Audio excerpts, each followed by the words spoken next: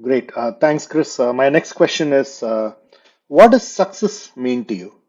So, success is a combination of things. People will often say, well, it's not about the money. Well, money is still very important. I can tell you that. And I often say, I've tried rich, I've tried poor. Let me tell you, rich is better.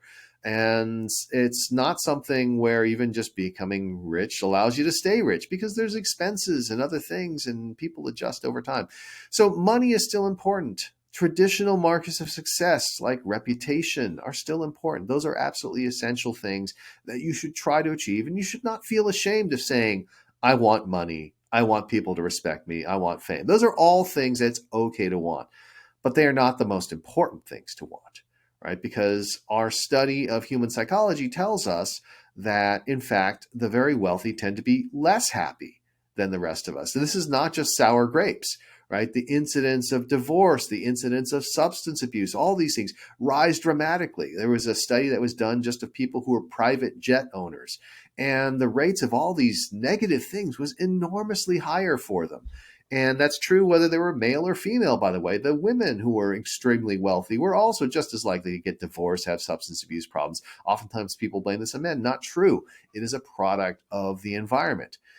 And so it's important to remember what actually makes people happy. And what actually makes people happy are a couple of specific things.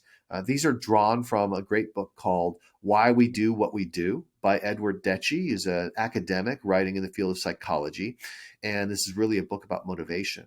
And what the book says is that there are extrinsic motivations I just described. I want to be rich. I want to be famous.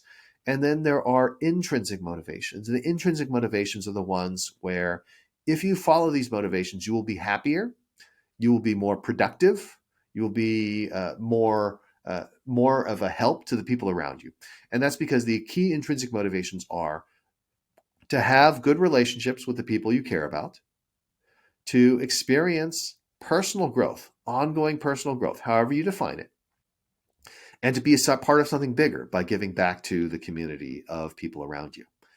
And these are things that are non competitive. All of us could do all those various things, right? When we say rich and famous, it's always a question of being relatively rich or relatively famous. I want to be richer than the other people. I want to be famous.